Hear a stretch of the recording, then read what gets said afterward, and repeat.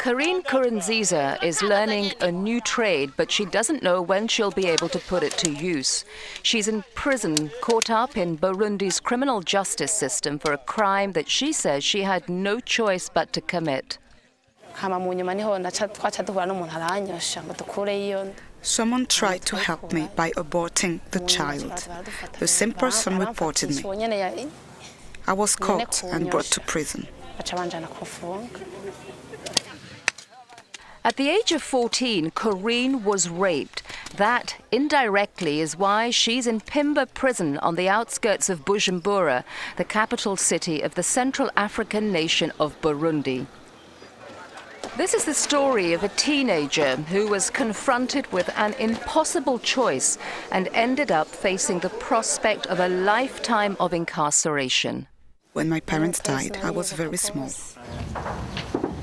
Corinne's parents died in a civil war that started in 1993. Ethnic conflict between the Hutus and Tutsis raged in this country for almost 13 years. Some 300,000 people lost their lives. When my parents died, we were left 6 children. I was the eldest. I started wondering how I could raise these younger brothers and sisters. Determined to care for her siblings, Corinne left home to look for work. She found a babysitting job with an affluent family in the city. But her hopes of building a secure future for her poor family were dashed when her employer molested her. I came to Bujumbura and worked. The man paid me. But then he turned around and raped me. In 2006, more than 1,346 cases of rape were reported in Burundi, but many more cases go unreported. Some 60% of all rapes are committed against minors, even as young as 3 years old. One reason why so many children are raped is because of a myth, says Barbara Piazza Giorgi, representative of the United Nations Population Fund in Burundi. There seems to be a belief running around that sex with a virgin or sex with a child is going to cure HIV/AIDS. And we see more and more of those cases. Alone, without any family in a big city, Corinne never reported the crime because she didn't trust the judicial system. The man who raped me was a rich man, a wealthy man. I was an employee. Even if I went to court, they would not do anything to him. I was powerless. Rape is not defined clearly by our penal code, and this is an obstacle which leads to restrictive interpretation. Attorney and current parliamentarian Marie-Christina Wirumugara is helping victims like Corinne to navigate the complex legal system. Les autorités à la base et les OPJ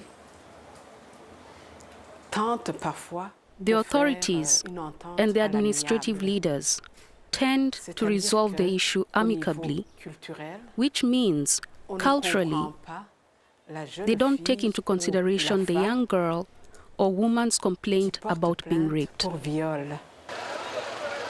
And there is another reason why so many rapes go unreported. The victims are believed to have some moral problems. Most often, the victim is rejected by her family. Corinne was thrown out of her own house by some male members of her family. Later, she found herself pregnant and didn't want to keep the baby because with no home, she was worried about caring for a newborn. But no hospital could help her.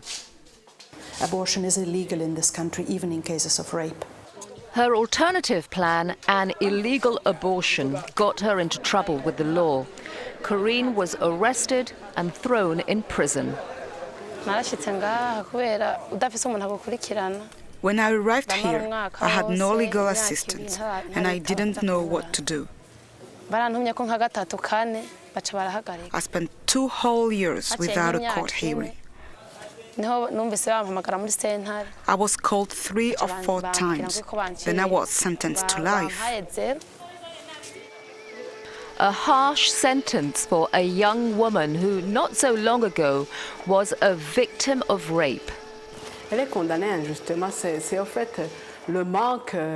For me, she's condemned unfairly.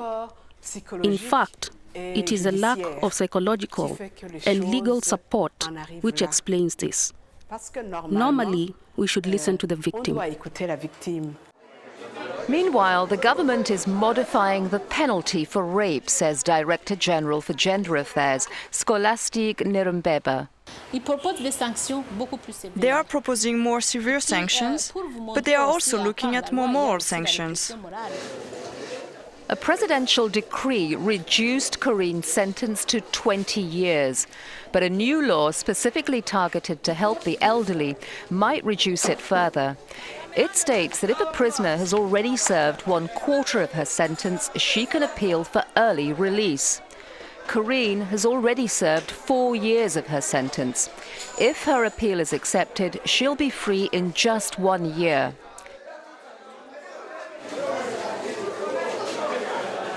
Meanwhile, life in prison is difficult, especially for Corinne's friends who gave birth while in custody.